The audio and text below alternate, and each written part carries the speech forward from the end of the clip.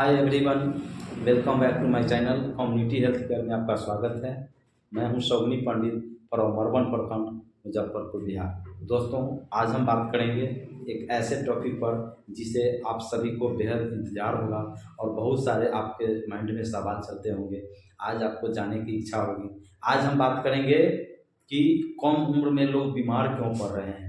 आप देखते हैं कि 15 साल 18 साल के लड़के को बाल पक जाना, बाल झड़ना, इसके साथ साथ जिस व्यक्ति का उम्र 35 साल होता है, 40 साल होता है, उनमें आपको अक्सर देखने को मिलता होगा कि हाइपरटेंशन होना, उच्च रक्तचाप की समस्या, हाई बीपी जिसको कहा जाता है, डायबिटीज़ की समस्याएं, अर्थराइटिस की समस्याएं, थायराइड की समस्याएं मात्र 25 साल 20 साल की उम्र के ये बच्चों में हो रहा है ना। इसके साथ साथ आपको किडनी की समस्याएं, फैटी लीवर संबंधी समस्याएं, पैनक्रियाटाइटिस संबंधी समस्याएं, है ना, जोड़ में दर्द जिसको हम अर्थराइटिस कहते हैं, वह सब समस्याएं, पैनक्रियाटाइटिस की समस्याएं के साथ साथ आपको पेट संबंधित इंटेस्टाइनल संबंधी समस्याएं, है ना, और भी कई एक डिजीज हो रहा है, लोग बीमार पड़ रहे हैं। तो कम उम्र में लोग बीमार पड़ने का रीजन क्या है, कारण क्या है, आइए इस पर हम जानते हैं, चर्चाएं करते हैं विस्तार से।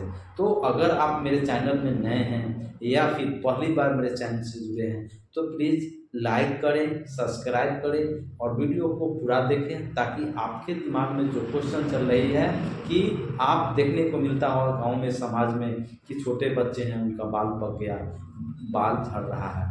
दोस्तों, इसका मुख्य रीज़न क्या है?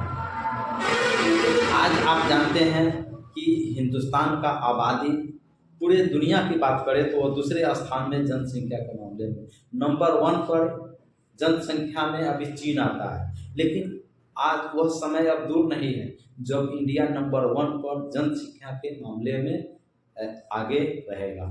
दोस्तों, आप देखते हैं कि जिस जगह पर आपका खेती होता था, जिस जगह पर आपको वहाँ पर आप देखेंगे कि मकान बना हुआ है, जिस जगह पर आप पेड़ पौधे बगीचे देखते थे वहाँ पर ही आज मकान बन के तैयार है। तो ज़मीन हमारा सीमित है और फसल की जो ज़मीनें हैं वह दिन प्रतिदिन कम होते जा रही है, उस पर मकान बनते जा रहे हैं। तो अभी क्या होता है कि जो किसान होते हैं, मैं आ रहा हूँ, चर्चाएं करूँगा उसी विषय पर। दोस्तों, अगर एक आदमी एक कट्ठा में, एक किसान एक कट्ठा में एक बार में अगर 4 किलो गेहूं की फसल उगाने के लिए यूरिया डालता है तो उस गेहूं की फसल में लगभग 3 बार यूरिया का प्रयोग किया जाता है। यूरिया के साथ साथ और भी होता है जो कि रासायनिक खाद जो कि डालते हैं। हम यूरिया की बात करें तो एक टाइम में एक कट्ठा में 4 किलो यूरिया डाला तो 3 बार एक कट्ठा फसल उगाने के लिए वह 12 किलो यूरिया का प्रयोग किया। आइए हम बात करते हैं कि एक आदमी 3 टाइम अगर वह खाना खाता है तो हम समझते हैं कि आधा किलो गेहूं के आटा की रोटी वह खा ही जाएगा। एक आदमी एक दिन में आधा किलो गेहूं की आटा की रोटी खाता है तो 30 दिन यानी 1 महीना में कितना खाएगा? आप जोड़िएंगे तो निकलेगा 15 किलो। तो 15 किलो आपको एक आदमी 1 महीना में गेहूं खाया तो वह अगर वह बात करें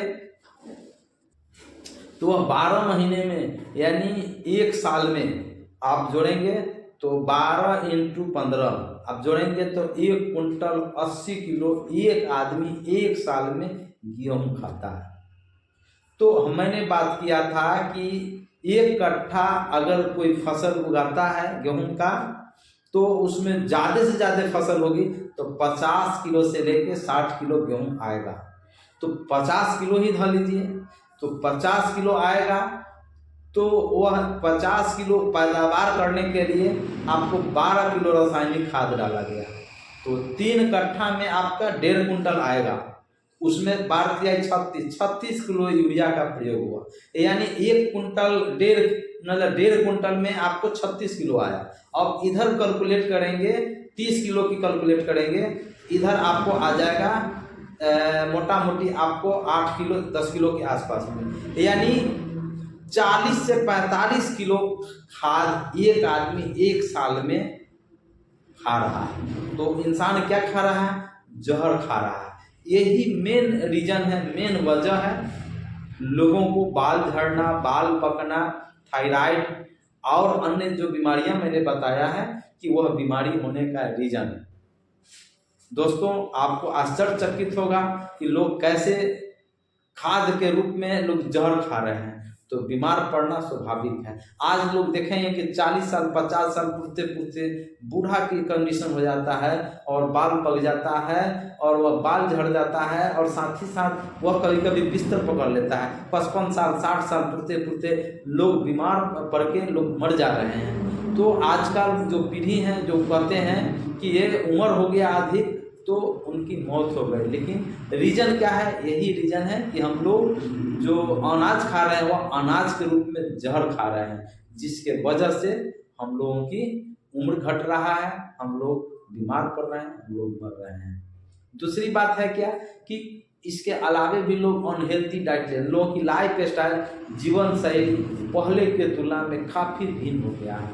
ठीक है, अभी लोग ज़्यादातर अनहेल्थी डाइट की ओर ज़्यादा भाग रहे हैं, लाइफ स्टाइल उनका बदल गया है। जैसे जो व्यक्ति लंबे समय तक चीनी का सेवन करेंगे, चीनी क्या है?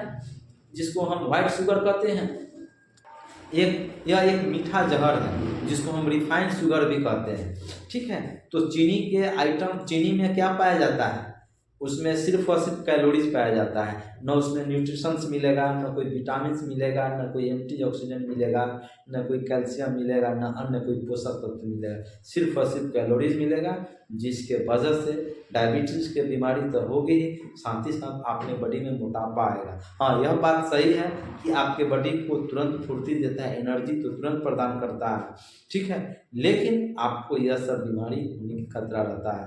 तो मैं आपसे कहूँगा कि चीनी के आप अगर लेते हैं तो उसको अवॉइड करिए, उसके जगह पर आप गुड़ लीजिए, मीठा लीजिए। और चीनी की जो आइटम्स हैं, जैसे मिठाई हो गया, केक हो गया, है ना, कॉफ़ी हो गया, चाय हो गया, है ना, इसके साथ साथ पेस्ट्रीज हो गया, केक हो गया, जो भी उससे जो बनी हुई रिलेटेड आइटम है उसको भी आप छोड़िए। लेकिन मैं यह नहीं कहूँगा कि आप मौका मिलता है तो साफ नहीं खाना है, आप सब कुछ खाइए, लेकिन उसका आदी नहीं बनिए, उसका रेगुलेटरी छोड़ दीजिए। महीना में, 2 महीना में, 4 महीना में आप खा सकते हैं, कहीं कोई दिक्कत नहीं है। और दूसरा बात करेंगे मैदा और मैदा से बनी हुई आइटम। अगर आपको हाइपरटेंशन है, डायबिटीज है, पेट संबंधी समस्याएं हैं, गैस्ट्राइटिस की समस्याएं हैं, किडनी संबंधी समस्याएं हैं, यह अनहेल्दी डाइट हाई मैदा और मैदा से बनी हुई आइटम को आपको अवॉइड करना। जैसे लिट्टी खाना, समोसा खाना, चाट खाना, नमकीन खाना, जो भी मैदा से तैयार होता है आइटम, उसको आपको नहीं लेना। होता क्या है कि मैदा के आइटम जब खाते हैं तो वह आपके आंतों में जाके चिपक जाता है और ऐसा चिपक जिसके वजह से आपको शरीर में कॉन्स्टिपेशन की समस्या होती है, एसिडिटी की समस्या होती है, हाइपर एसिडिटी की समस्या होती है, पचने में वह काफ़ी समय लेता है, आप परेशान हो जाते हैं। तो एक दिन के सेवन से नहीं होता है। अभी लोग मैक्सिमम जगह पर खाना घर पर खाएंगे, कम खाएंगे, लेकिन बाहरी आइटम लोग ज़्यादा लेना पसंद करता है और ज़्यादा मात्रा में उसका सेवन करता है, उसको आपको अवॉइड करना है। तीसरा है पैकिंग आइटम्स।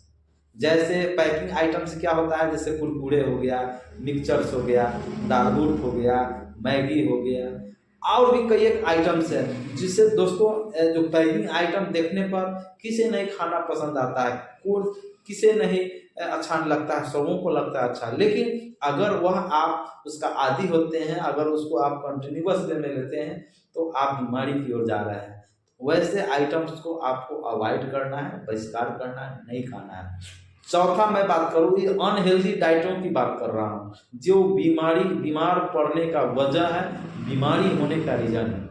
फ्राई फूड, तला हुआ, छना हुआ, भुजा हुआ, फ्राई किया हुआ, जैसे होटल में आप देंगे पहले से आपका मीट बना हुआ है तो वह फ्राई किया हुआ है, फिर आप दोबारा फ्राई कराते हैं, दोबारा फ्राई, यानी तेल पर तेल डालते जाते हैं, जिसके वजह से आपको यह सब समस्या होती है।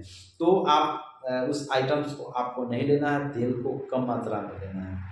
5वां होता है हाई कैलोरीज। हाई कैलोरीज का मतलब होता है आप जब कोल्ड ड्रिंक्स पीते हैं, थम्स अप पीते हैं, पेप्सी पीते हैं, कोका कोला पीते हैं, या फ्रिज का आइटम, प्रिजर्वेटिव आइटम्स के जब आप लेते हैं तो उसमें कैलोरीज की मात्रा ज़्यादा पाया जाता है, आप में से मोटापा आएगा। लेकिन आपको शरीर में जो आपको एनर्जी चाहिए, शरीर में जो आपको विटामिन चाहिए, न्यूट्रिशन चाहिए, है ना, एंटीऑक्सीडेंट चाहिए, आयरन चाहिए, कैल्शियम, यानी जो भी पोषक तत्व है वो आपको नहीं मिलेगा। मिलेगा तो सिर्फ और सिर्फ कैलोरीज। उसका पॉलिश राइस आता है, जो आजकल लोग अपना चावल को बेच देते हैं, पॉलिश किया हुआ चावल को लेते हैं।